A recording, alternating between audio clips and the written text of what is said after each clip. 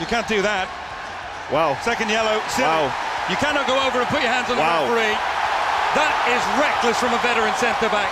Well, the Galaxy are back to a back four, but not in the way they would have wanted it to happen. Welcome to Instant Replay for MLS Match Day 7. I am Andrew Wiebe alongside former FIFA and MLS referee Christina Unkel. Christina, 2 words, surprise me. Snoop Dogg.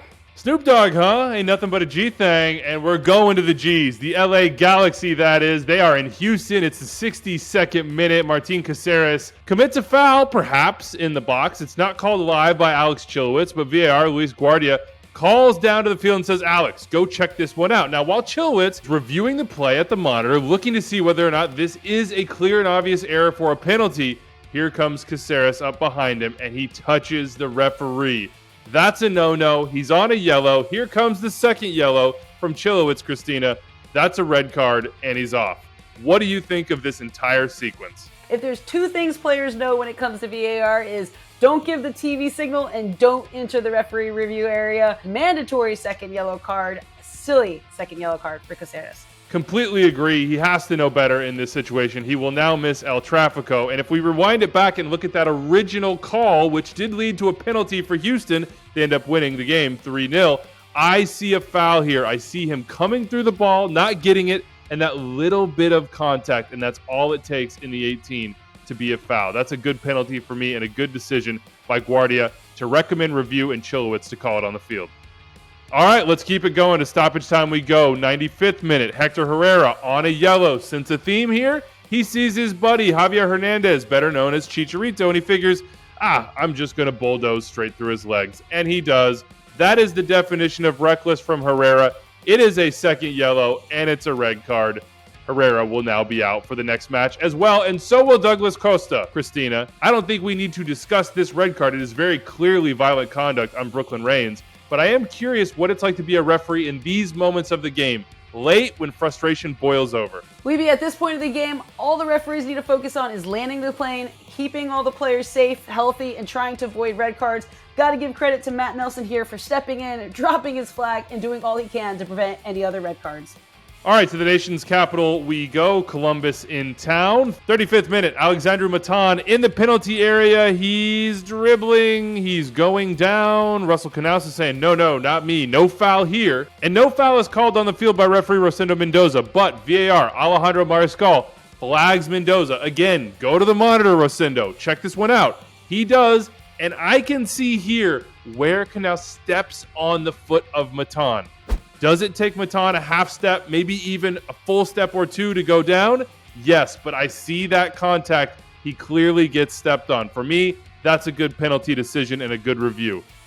Wayne Rooney, Christina, not happy about the second goal for Columbus. Just a minute into the second half here. Christian Ramirez gets on the end of a cross from Mo Farsi. First time finish. He scores, but rewind it back. Watch how the play develops. Christian Ramirez appears to be in an offside position and may be screening the defender Green to prevent him from getting out to putting pressure on the ball. Christina, would this be a play where you would say, as a VAR, hey, clear and obvious error here, he's interfering with an opponent, and that is offside? Yes, if Ramirez is in an offside position when the ball is first played, then I would have interfering with an opponent on this. And why? Ramirez has actual physical impact and contact on Green that prevents Green from getting to the ball. Does it slow him down a little bit? Yes, but that is still enough. And I think it's an interfering with an opponent.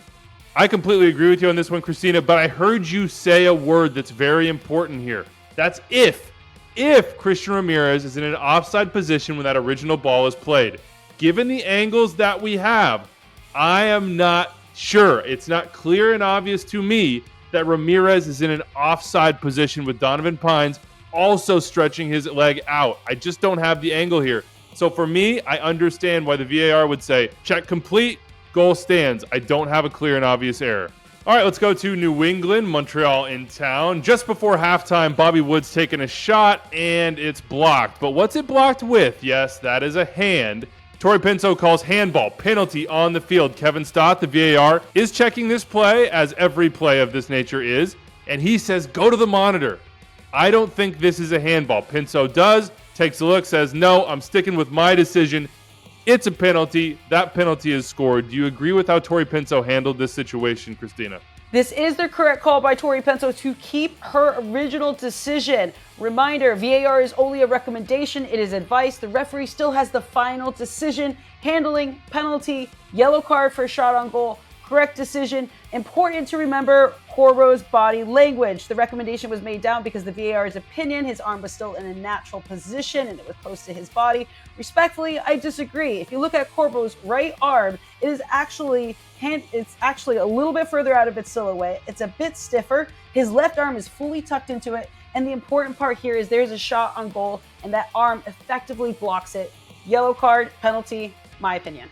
My opinion matches your opinion. Let's go to Vancouver. Portland is in town, 51st minute. Ranko Veselinovic scores, but throw it back to last week when we were talking about Michael Bradley pushing in the back. And watch this closely. Veselinovic pushes off. Nima Sagafi, the referee, calls this a foul on the field. Eagle Eyes spots it. Daniel Radford, of course, the VAR, is checking this play, and there's a lot of discussion. But in the end, they stick with the call on the field, no goal, and I think that's the right decision. Veselinovic clearly pushes off for me. That's a foul in the box, just as I thought Michael Bradley's was a foul. In this case, the goal does not stand. All right, 94th minute of this very same game, Christina. Evander is a naughty boy. Julian Gressel's down in the corner. You can see Evander a little frustrated, just returning after injury. He was a sub in this match. Has his hand on the back of Gressel's neck. Okay, so that's the start of something. Then Gressel turns. Here comes Evander's arm. Elbow to the mouth. Gressel goes down. No red card on the field on this one. Do you think there's red card possibility here? I think we're still a little bit short of the red, and here's why. When you have your arm up, the questions the referees are asking, is the arm being used as a tool or a weapon? Think of a weapon more as a cocking of the arm, locking it, and pushing back forward with making a pointy elbow here. He's leading in with the arm. It's not essentially a tool either, but it's in that borderline area, not full weapon, but yet I would have liked to see a yellow card on this because the arm is going into the face. All right, we're going to Miami, FC Dallas in town, and FC Dallas has a lead. It is second half stoppage time, and the home team is trying to get that equalizer, and there's a little scrum in the box. Jean Mota comes in. Oh, Martinez goes flying, and Mota goes down, and referee Filip Dujic says, yes, that is a penalty. It sure looks like one. But the VAR, Jorge Gonzalez, flags Dujic and says, hey, go watch this back. Check this out. I see a foul, and it's not on the FC Dallas player. It's on Mota. So as he watches it back, Philip sees that. He says, okay, I was wrong. Dramatic moment. No penalty here. It's a foul going out the other way. Dallas's ball, and I completely agree. Mota is playing the player. He's playing the body, and I see his arm extend. I don't think the Dallas player is going down if not for this contact. I'm good with this foul call. No PK. FC Dallas end up with the win. Where do you stand on this, Christina?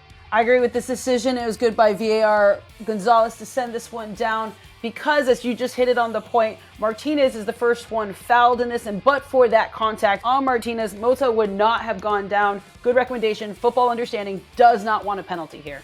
And I would not want to be James Sands on this play at Yankee Stadium. On the field, Drew Fisher gives a yellow card to James Sands, and it's Atlanta United ball. But Kevin Terry Jr., the VAR, says, hold on, we've got to reverse this. Gets in Fisher's ear. Fisher goes to the monitor. He does reverse it.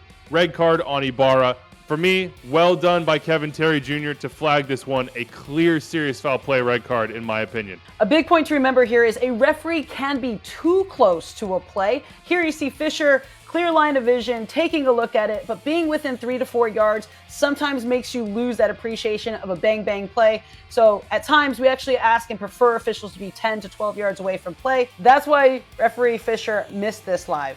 All right, let's hit another potential serious foul play. This one from Seattle, St. Louis. John Nelson on Christian Roldan. No yellow card, no red card, no foul on the field, Christina. But when you watch this one back, boy, my serious foul play bell is ringing. As it should. This is a missed review, unfortunately, for Roldan's high ankle. Nelson comes in. He has force. It's on a planting leg. It's studs. It's into it. This is what we want for a red card. If missed on the field, VAR should have recommended it down. All right, we end on a somber note. Red Bulls San Jose, 54th minute. There's a serious foul play situation here as well. Judson of San Jose comes in very high with those studs. So we'll start with that one. I think this is a classic orange card, Christina. If Judson does not pull his leg out, pull his foot out at the last second, It's a red card all day, every day for me. But because he does that and he pulls out, I'm okay with it being a yellow on the field for Izmir Pekmic. But that is not the play that we're going to pay special attention to here. It is the many minutes of confrontation between the Earthquakes and the Red Bulls. After the match, we heard from players and staff on the San Jose side that they alleged that there was a racial slur used on the field by a Red Bulls player. Thus, the many minutes of conversations by the referees with the coaching staffs, as well as the players and each other. Christina, there's an MLS investigation into this incident, and we will await the findings of that investigation. But I want to know from you, given neither of us were on the field, neither of us have the facts, I want to know from you what this process is like from referees. It is critical when a referee does not hear a racial slur personally and can't issue that red card directly that they go into the protocol of, one, asking the player that's alleging the racial slur the facts. Who said it, when it was said, and when it occurred. Next, going to the person that's being alleged against, letting them know and asking questions there. Secondly, taking the captains, informing them of the situation of what was said and what's going on in the investigation by the referee's teammates on that. Third, going to the coaches, bringing them together and letting them know who's involved in the situation, what was said at the same time. And during that time, the referee is also communicating with his or her teammates, asking them if they have heard anything. And because we have VAR here in Major League Soccer, VAR is also checking the videos as well as the audio to see if there is anything that would indicate that that racial slur was said and the referees can act on it. If they can't, all this information is put into the referee supplemental report for MLS to investigate. There is zero tolerance for racial abuse in this game. You can visit MLSsoccer.com for a full statement from Major League Soccer, and statements were also put out by the Red Bulls and San Jose Earthquakes. I echo what you said, Christina. Racial abuse has no place in soccer, no place in this world. Let's stamp it out. If you see something when it comes to referee decisions in Match Day 8, please let us know. Hit me up on social media. I'm always there to banter with you. Big thanks to our editor on this show, Phil Ivanko, our producer, Rich Hernandez, to you, Christina Unkel, and to me, Andrew Wiebe. As always, I'll see you next time.